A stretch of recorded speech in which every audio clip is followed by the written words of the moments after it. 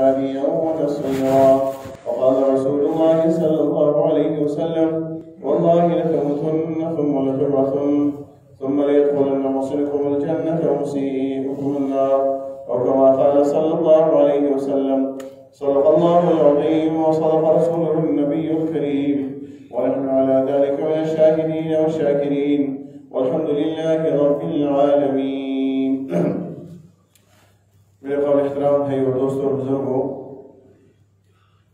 اللہ جل جلالہ من والہ نے اس دنیا کو بنایا ہے اور اس کائنات کی ہر شے کے وہ خالق ہے۔ کائنات کے اندر خود کائنات اور کائنات کے اندر موجود ہر چیز کے اوپر چار مرحلے گزرتے ہیں۔ ایک اس چیز کا وجود ہوتا ہے کہ پہلے وہ چیز نہیں ہوتی اور پھر اس کو وجود ملتا ہے، اور وجود کے مل جانے کے بعد پھر اس چیز کے اوپر محنت ہوتی ہے، اس کی دیکھ بھال اور پرورش ہوتی ہے، تو پھر اس چیز کو عروج ملتا ہے۔ عروج مانا وہ چیز ترقی کر لیتی ہے اور اپنی بلندی کی انتہا کو پہنچ جاتی ہے، اور پھر اس کے بعد اس کے زوال کا مرحلہ شروع ہوتا ہے۔ اور عربی شاعر فرماتے ہیں: اذا تم شیء بدا نقصه طیبا زوالا اذا قیل تم۔ جب کوئی چیز اپنی کمال تک پہنچ جاتی ہے تو پھر سمجھ لو کہ اب اس کا زوال اب شروع۔ اللہ اس کو دنیا سے جانے کا فیصلہ جب کریں گے تو اسی سبب سے ہوگا، جب انسان کے دنیا سے جانے کا وقت ہو۔ اس لیے میرے دوستو، دنیا دارالامتحان ہے، اس میں کسی بھی حال میں آنے کے وقت اللہ کی طرف متوجہ ہونے کی ضرورت ہے۔ جناب رسول اکرم علیہ السلام فرماتے ہیں: عجبا لامر المومن، مومن کا معاملہ کتنا عجیب ہے، جب اس کو کوئی راحت پہنچتی ہے تو تب بھی یہ اللہ کی طرف متوجہ ہو کر اس کو اللہ کی نعمت سمجھ کے شکر ادا کرتا ہے، اور شکریہ کے لیے وہ سر بسجود ہوتا ہے، شکریہ کے لیے وہ اللہ کے اوامر کو پورا کرتا ہے اور نافرمانیوں سے اپنے آپ کو بچاتا ہے، اور جب اس پر مصیبت آتی ہے تو پھر یہ صبر کرتا ہے۔ اور شکر کا بدلہ بھی جنت ہے، صبر کا بدلہ بھی جنت ہے۔ اللہ کی جانب سے آزاد بن جائے اور اس کے لیے توبے کا سبب اس کے لیے بن جائے، اور وہ اس مصیبت کو یہ سمجھ لے کہ یہ اس کو ہٹانا میرے بس میں نہیں ہے، تو یہ اللہ کی طرف رجوع کا سبب اور یہ ذریعہ اللہ اس کو بنا دیتے ہیں، اور پھر اس کو ایمان، اس کی دولت سے، اس کی برکت سے اللہ اس کو ایمان نصیب فرما دیتے ہیں۔ تو میرے دوستوں، دنیا کے اندر مصیبتیں اور آزمائشیں ہر زمانے میں آئی ہیں اور اب بھی آئے گی، اور جیسے پچھلے میں نے ایک مثال عرض کر دی تھی کہ افلاطون کی جب موسیٰ علیہ السلام سے ملاقات ہوئی اور اس نے کہا کہ اگر آسمان کمان بن جائے اور آنے والے حالات کو ہم تیر سمجھیں اور پھینکنے والا اللہ ہو اور نشانہ اس کے بندے ہو تو بندے کیسے بچیں گے؟ آسمان کے احاطے سے تو باہر نہیں نکل سکتے، اور وہ حالات آنے والے وہ تیر ہو، انسان اس کا نشانہ اور پھینکنے والا اللہ ہو، بیچنے والا اللہ ہو تو کیسے بیچے گا؟ تو انہوں نے فرمایا کہ بیچنے کا طریقہ ایک ہی ہے کہ تیر پھینکنے والے کے پاس آ کے کھڑا ہو جائے، تیر پھینکنے والے کے پہلو میں آ جائے، تو پھر وہ تیر جو سامنے دائیں بائیں پھینکے گا وہ ان لوگوں کو تو لگے گا جو دور ہے، لیکن جو اس کے پہلو میں کھڑا ہے وہ محفوظ ہے۔ اس کا مطلب یہ ہے کہ یہ دنیا میں جتنی بھی مصیبتیں آتی ہیں ان تمام مسائل سے بچنے کے لیے ذریعہ یہ ایک ہی ہے، وہ یہ ہے کہ انسان اللہ کی جانب متوجہ ہو جائے، اللہ کی جانب رجوع کر دے، اور اپنے کیے ہوئے پر انسان نادم اور شرمندہ اور پریشان ہو جائے، پشیمان ہو جائے۔ دنیا کے اندر حالات ضرور آتے ہیں، اور جیسے میں نے عرض کیا کہ اس وقت ایک شکل جو ہم ڈر بھی رہے ہیں اور ڈرایا بھی جا رہا ہے، لیکن اگر ایک جگہ ایک بیماری ہے، اس بیماری سے اربوں انسان ہے دنیا کے اندر، اور اربوں انسان اللہ نے محفوظ کیے ہوئے اور بیمار ہو کے صحت مند بھی ہو رہے، مرنے والوں سے صحت مند ہونے والوں کی تعداد زیادہ ہے۔ اب اس کا مطلب یہ نہیں ہے کہ جس کو جو بیماری لگ جائے وہ اس بیماری سے مرے گا بھی، بیماری ہر ایک کو، تمام انسانوں کو ایک جیسی بیماریاں لگتی ہیں، اور پھر وہ جس کو بیماری لگ گئی وہ اس بیماری سے مر بھی جائے گا۔ اور پھر انسان یہ ہے کہ اگر بیماری انسان کو لگ جائے تو ایک تو موت آدمی کی ہوتی ہے طبعی موت ہوتی ہے، اور ایک حادثاتی موت ہوتی ہے۔ مسلمان کے لیے حادثاتی موت شہادت کی موت ہے، طبعی موت ایک عام موت ہوتی ہے، لیکن حادثاتی طور پر مسلمان کو اگر موت آ جائے تو یہ موت اس کی شہادت کی موت ہے، اور اس جنت آخرت میں اس کی درجات کی بلندی کا ذریعہ اور سبب اللہ جل شانہ و نوالو بنا دیتے ہیں۔ اور میرے دوستوں اس وقت بھی دیکھیں، پچھلی دفعہ بھی میں نے عرض کیا تھا، اللہ فرماتے ہیں ہم نے پہلے قوموں کے اوپر بھی، لوگوں کے اوپر ہم نے حادثات مصیبتیں بھیجی، اور اس کے بھیجنے کا مقصد یہ ہے کہ رجوع کرو، اللہ کی طرف متوجہ ہو گیا۔ لیکن اللہ فرماتے ہیں فَلَوْلَا إِذْ جَاءَهُم بَأْسُنَا تَضَرَّعُوا، کہ جب ہماری مصیبت آتی ہے تو پھر کیوں لوگ اللہ کی طرف رجوع نہیں کرتے، کیوں اللہ کی جانب متوجہ نہیں ہوتے؟ لیکن اللہ فرماتے ہیں اس لیے وَلَكِنْ قَسَتْ قُلُوبُهُمْ کہ دل ان کے پتھر بن گئے، دل ان میں انسانوں والے نہیں رہے، دل میں ان میں جانوروں والے، حیوانوں والے دل ان کے اندر ہے، انسانوں والے دل اس کے اندر ہے۔ اپنی اپنی تدبیریں تو سوچتے ہیں انسان، لیکن اس میں التقدیر یضحک علی التدبیر، اللہ کے فیصلے انسانوں کی تدبیر کو توڑ دیتے ہیں۔ اللہ کا فیصلہ، ارادہ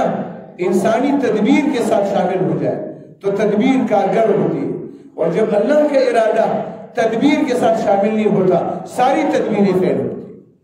جتنی بھی اپنے آپ کو بچانے کی، عزت دینے کی، صحت، عزت، دولت، راحت کی جتنے بھی فیصلے کر لے، اگر اللہ اس کے ساتھ فیصلہ شامل نہیں کرتا تو انسان سرخرو نہیں ہوتا۔ انسان اپنے ارادے میں کامیاب تب ہوتا ہے جب اس کے ارادے میں اللہ کا ارادہ شامل ہو جاتا ہے، تقدیر اس کی تدبیر کے ساتھ شامل ہو جاتی ہے، تدبیر تقدیر کے موافق ہوتی ہے، تو پھر اللہ تعالیٰ اس تدبیر کو کارآمد بناتے ہیں۔ لیکن جب تدبیر اور تقدیر میں اختلاف ہوتا ہے تو پھر تقدیر غالب ہوتی ہے، تدبیر ناکام ہوتی ہے۔ حضور پاک علیہ السلام سے صحابہ نے پوچھا یا رسول اللہ، ہم جب بیمار ہوتے ہیں تو کیا ان بیماریوں میں ہم علاج کریں؟ حضور پاک علیہ السلام نے فرمایا کہ ہاں، تدبیر ضرور کرو، علاج ضرور کرو، اور یہ بھی تقدیر کا ایک حصہ ہے، علاج کرنا بھی تقدیر کا حصہ ہے۔ یعنی اللہ نے یہ لکھا ہے کہ اس علاج سے میں جو کرے گا تو میں اس کو یہ دوں گا۔ اب اگر یہ تدبیر اللہ کے ارادے کے موافق ہو گئی تو اللہ تعالیٰ تدبیر کو کارآمد بنا دیتے ہیں، تدبیر سے فائدہ پہنچ جاتا ہے۔ اور اگر تدبیر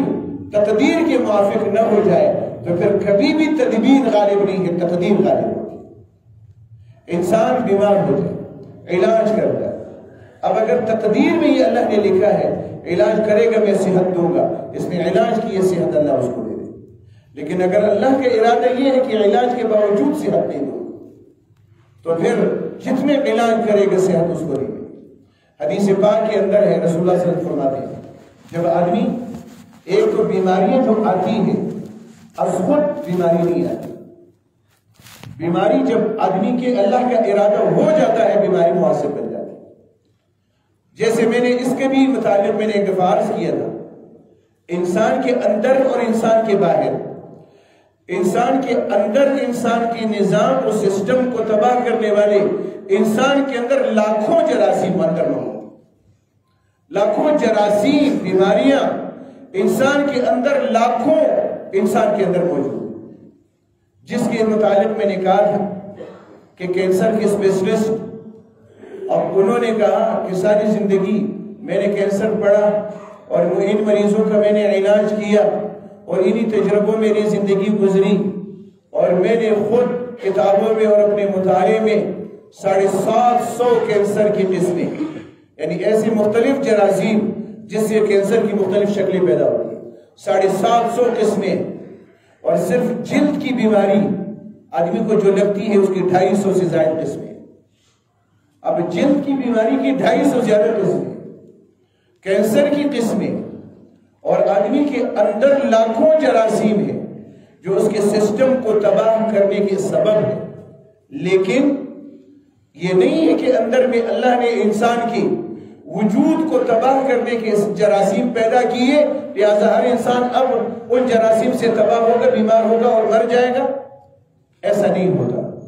اس لیے کہ انسان کے اندر ہی ان مہلک جراثیم کو ختم کرنے کے اندر میں ہی اللہ نے اسباب پیدا کیے. انسان کے جسم کے اندر ہی وہ قوت اللہ نے پیدا کی ہے جو ان کو مؤثر ہونے نہیں دیتے.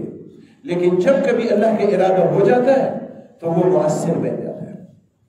اللہ کا ارادہ بن جائے تو مؤثر بن جاتا ہے. اولاد پیدا ہوتی، ہزاروں ذرات ہوتے ہیں کہ جس میں سے ہر ذرے سے بچے کی پیدائش ہو سکتی ہے. ایک بوند میں، ایک قطرے میں، نطفے میں ہزاروں ذرات ہوتے ہیں کہ جن میں ہر ذرے سے بچے کی پیدائش ہو سکتی ہے. لیکن ہر ذرے کو اللہ پیدائش کا سبب نہیں بناتے. ان ہزاروں میں سے کسی ایک کو اللہ کسی انسان کے وجود کا ذریعہ بنا دیتے ہیں اور باقی ہزاروں بیکار ہو جاتے ہیں. کسی کی ایک بچہ ہو جاتا ہے، کبھی کبھار 2 ہو جاتے ہیں، اور کبھی کبھار 2 سے زیادہ بھی کسی کے ہو جاتے ہیں. معمول کے مطابق 1 ہوتا ہے. اس کا مطلب یہ ہوتا ہے کہ ہزاروں میں اسباب ہو، کوئی ایک سبب کارگر ہوتا ہے جس کا فیصلہ اللہ کر لیتا ہے. اسی طرح سے انسان کو اندر میں مارنے والے اسباب ہزاروں لاکھوں موجود ہیں، لیکن ان سے آدمی مرتا نہیں ہے. ایک ڈاکٹر یہ کہتے ہیں کہ میں اس پہ حیران نہیں ہوں کہ مرتا کیوں ہے انسان، حیرت مجھے اس پر ہے کہ زندہ کیسے. اس کا اتنا یہ پیچیدہ نظام و سسٹم چلتا کیسے. جب ہم پانی پیتے ہیں، کھانا کھاتے ہیں، سانس لیتے ہیں، تو اب یہ ہر ایک پانی کو پانی کی نالی میں، کھانے کو کھانے کی نالی میں، سانس کو سانس کی نالی میں پہنچانے والا کون ہے؟ دانا زمین میں ہم ڈالتے ہیں، اس کو زمین کے اندر کھڑا کرنے والا کون ہے؟ زمیندار نے تو زمین کے اندر دانا ڈال دیا. اب دانا کوئی نیچے کی طرف ہے، کوئی دائیں ہے، کوئی بائیں ہے. لیکن کھیتی جب اٹھتی ہے تو سب اس دانے کو یہ سمجھ کس نے دی ہے کہ نیچے تم نے نہیں جانا ہے، اوپر کی طرف نکلنا ہے. تو نیچے بھی تو مٹی ہے، دائیں بائیں بھی تو مٹی ہے، اوپر کی طرف نکلتے ہوئے بھی اس نے مٹی کو پھاڑنا ہوتا ہے. اس دانے کو یہ سمجھ کون دیتا ہے کہ تم نے دائیں بائیں نہیں جانا ہے، اوپر کی طرف نکلنا ہے؟ اس دانے کو زمین کے اوپر یہ سمجھ دینے والا کون؟ یہ عقل اس کو دینے والا کون؟ انسان کے اندر خون بنانے والا انسان ہے. خون کے بنانے کا سسٹم انسان نے بنایا، اور خون کی صفائی کا سسٹم انسان نے بنایا. بننے کا سسٹم انسان بناتا ہے. پورے وجود کے اندر سپلائی کا سسٹم انسان بناتا ہے. اور دل کی دھڑکن کی جو مقدار مقرر ہے، یہ مقدار کسی انسان نے دی ہے کہ تم نے اتنی دفعہ دھڑکنا ہے. اس سے کم یا اس سے زیادہ ہو گیا تو یہ تمہاری بیماری ہو جائے گی. اور اتنی طرف یہ دفعہ دل دھڑکے گا تو یہ صحت مند انسان کا دل ہے. یہ دل کو یہ دھڑکاتا کون ہے؟ اور اس دل کے اندر یہ خون، یہ سمجھ اس کے اندر کون رکھتا ہے؟ اللہ جل شانہ و منوالہ. پوری دنیا کا نظام چلانے والے اللہ تعالیٰ ہے، سنبھالنے والے اللہ جل شانہ و منوالہ. گردے کے اندر، اب ہم اور آپ نے سنا ہوگا، بہت ساروں نے پڑھا ہوگا، گردے کے اندر گردہ جو کام کرتا ہے، اور اس گردے کے اندر کہ میں نے اس میں سے یہ خون کی صفائی کیسے ہوگی، کتنی نمکیات، کتنا کولیسٹرول، کتنا اس نے کن چیزوں کو جسم کے اندر رکھنا ہے، اور پھر کس مقدار میں اس نے مثانے کے راستے سے باہر کو نکالنا ہے. اب یہ گردے کو یہ سمجھ کون دیتا ہے؟ اور اب ہم سب یہ 40 50 60 سال سے یہ گردہ کام کر رہا ہے. اللہ نے بنایا ہے اور جس کام پہ لگایا ہے وہ کام کر رہا ہے. لیکن جب بنانے والا ارادہ کر لیتا ہے کہ نہیں اب تم نے مزید کام نہیں کرنا تو وہ اپنا کام چھوڑ دیتا ہے. اس لیے کہ اب بنانے والے کا ارادہ ہو گیا ہے کہ اب مزید تم نے کام کرنا نہیں ہے، تو لہٰذا اس گردے کی عقل بھی ختم ہو جاتی ہے اور گردے کا کام بھی ختم ہو. یہ انسان کے لیے بنایا انسانوں کو. اس لیے میرے خود شیخ، اور وہ ڈاکٹری کے لائن کے اور اپنی فن کے اندر بہت قابل اور مہارت اللہ نے ان کو دی، تو بہت قابل ہے. وہ پڑھانے کے لیے، لیکچر دینے کے لیے امریکہ میں بھی ان کو بلایا جاتا. تو اب وہ کہتے ہیں کہ ڈاکٹر اگر ایمان کی روشنی تھوڑی سی بھی اس کے اندر ہو، بہت قریب سے خدا کو دیکھ لیتا ہے، بہت قریب سے خدا اللہ کی قدرتوں کو دیکھ لیتا ہے. اس لیے کہ جب انسان کے جسم کے اندر وہ گھستا ہے اور پھر انسان کے جسم کے نظام اور سسٹم کا وہ مشاہدہ کرتا ہے تو اگر یہ بدبخت نہ ہو تو ایمان لانے پر ضرور مجبور ہو جاتا ہے کہ اتنے پیچیدہ نظام اور سسٹم کو چلانے والا کون؟ ایک ماہر آنکھوں کے ماہر نے وہ کہتے ہیں کہ میں نے 30 سال ان آنکھوں کے اوپر میں نے گزارا ہے اور اس پر میں نے کتاب بھی لکھی ہے، لیکن اس آنکھ کا پورا سسٹم اب تک میں نہیں سمجھ سکا کہ یہ نظام اور یہ بینائی اور اس کے اندر قوت اور کمزوری کیسے آتی ہے اور کس طرح سے اس کو کنٹرول کیا جاتا ہے۔ اس لیے بہت سارے مرحلوں پہ جا کے ڈاکٹر اپنی بے بسی کا اظہار کر دیتے ہیں کہ بس اب میں آگے کچھ نہیں کر سکتا، اتنا میں کر سکتا تھا، اس سے آگے اب میرا کام نہیں ہے، اب کوئی بھی دنیا کا کوئی ڈاکٹر اس سے آگے قدم نہیں اٹھا سکتا، اللہ کی قدرت ظاہر ہو جائے۔ لیکن اللہ نے دیکھے حضرت امام بخاری رحمہ اللہ نابینا ہو گئے تھے 6 سال کی عمر میں، لیکن انہوں نے ان کی والدہ نے دعا کی مصلے پر اور رو رو کر اللہ سے مانگا کہ اللہ میرے بیٹے کو بینائی عطا کر۔ اللہ نے ان کی دعا پر ان کے نابینا بیٹے کو بینائی عطا کر، بغیر کسی ظاہری سبب کے اللہ نے ان کو بینائی عطا کر۔ ایک صاحب کا میں نے قصہ سنا ہے، بیٹا نہیں تھا، بیٹیاں تھیں، ایک بیٹا، اور وہ ایک بیٹا بھی 8 سال تک گونگا تھا، کوئی بات نہیں کر سکتا تھا، وہ بڑا پریشان، اور وہ دولت ہونے کی وجہ سے اس نے پاکستان اور بیرون ملک اس کا علاج کیا، علاج نہیں ہوا۔ لیکن جب اس نے ایک دن وہ شراب پی لی، کہتے شراب ہوا، ماما نے بیوی نے تانا دیا، میں نے شراب پی لی، دن میں 3-4 دفعہ میں نے شراب پی، نشے میں تھا۔ آخر شام کے وقت رات کو میں مسجد میں آیا اور جا کے میں نے وضو کیے، نماز پڑھی، میں نے محراب کے اندر کھڑے ہو کر چوٹوں کو پڑھ سجدے میں پکڑا اور میں نے رو رو کے دعا مانگی، رو رو کے دعا مانگی، اور پھر گھر جب آیا اور میں نے اللہ سے کہا اللہ تو کر سکتا ہے کہ اگلے دن جب میں آیا گاڑی نکال کے میں گھر جب آ رہا تھا تو وہی گونگا بیٹا دروازہ کھول رہا تھا اور کہا کہ ابا جان گاڑی اندر لے گئے۔ اس کو اللہ نے گویائی عطا کر پہلا جملہ میں نے اس سے سنا کہ اس نے مجھے ابا جان کہا۔ ایک اس وقت حاضر سروس تو نہیں ہے فوج میں، لیکن بہت بڑے عہدے پر تھے، ایک دفعہ یہاں بھی وہ تشکیل کے اندر آئے تھے، تو ان کی اہلیہ بیمار ہو گئی تھی، وہ خود اور ان کے بیٹے وہ تبلیغ میں چلے کے اندر جا چل رہے تھے، بیوی بیمار ہو گئی، اور جب بیمار ہوگی تو لاہور کے اندر اسپتال اور شدید بیمار ہو گئی، تو گھر والوں نے بڑے تانے دیے ان کو کہ تم گھر کو چھوڑ گئے ہو، ماں کو چھوڑا، اور یہ ہے احساس نہیں، سمجھ نہیں ہے، تم دین والے بیوقوف ہوتے ہو، فلانا ہوتے ہو، یہ ہوتے ہو، بہت سنا ہے۔ تو آخر ان کا مشورہ ہوا، بیٹے سے کہا کہ تم چلے جاؤ اور وہاں جا کر دیکھ بھال کر کے پھر آ جاؤ۔ تو جب وہ گئے تو چونکہ وہ خود بھی بہت پڑھے لکھے، بہت خوبصورت نوجوان، اور تو وہ جب گئے تو رشتہ داروں بہت برسے، بہت بڑاس نکالی۔ اس نے رشتہ داروں سے کہا میں ڈاکٹر نہیں ہوں، میری بیمار ہو گئی تو میں نے ڈاکٹروں کے پاس ہی لے جانا تھا جن کے پاس آپ لوگ لے کے آ گئے، اور آپ لوگ جو ان کے رشتہ دار میں ڈاکٹر تھے کہا کہ آپ سے مشورہ لینا تھا، اور آپ ہی ان کی دیکھ بھال کر رہے ہیں، تو دیکھ بھال بھی کر رہے ہیں، ڈاکٹروں کے پاس بھی لے کر آئے، پیسوں کی بھی کوئی نمی نہیں، اور ہر حوالے سے ہر سہولت موجود ہے، لیکن وہ میری ماں قومے سے نہیں نکل رہی، میں ہوتا بھی تو کیا کرتا۔ لیکن اب پھر اس کے بعد اس نے کہا تھا کہ ٹھیک ہے، تمہاری اپنی تدبیریں جو تم نے کرنی تھی کی، جس چیز کا تم مجھے تانا دیتے ہو کہ میں کیا سیکھنے کے لیے کیا تھا میں بتاتا ہوں۔ کہتے میں وضو کیا، اور وضو جا کر انہوں نے وضو کر کے مسجد میں آ گئے، نفل پڑھ کے دعائیں گڑ گڑا کے مانگی کہ اللہ تو کرنے والا ہے، تو قدرت رکھتا ہے اور تو کر سکتا ہے، اللہ تو کر دے۔ دعائیں مانگی، اور وہ جب ماں جو تھی وہ آہستہ آہستہ کنویں سے نکلی اور بالکل ہوش کے اندر آ گئی، اور ہوش میں آ گئی تو انہوں نے کہا تمہاری تدبیریں فیل ہو گئی، اللہ نے عمل کے ذریعے سے کر کے دکھا۔ میرے دوستو اس وقت تو پوری دنیا کا باطل تو عمل نہیں سمجھتا،